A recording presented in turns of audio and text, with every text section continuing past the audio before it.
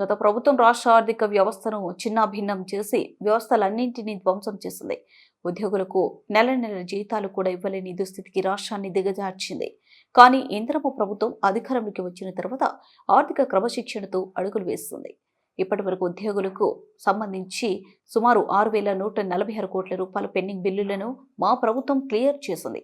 ఉద్యోగుల సంక్షేమం కోసం 1వ తేదీన జీతాలు చెల్లించడంతో పాటు క్యాష్లెస్ హెల్త్ కార్డులు మరియు ప్రమాద బీమా సౌకర్యాన్ని కల్పిస్తున్నాం.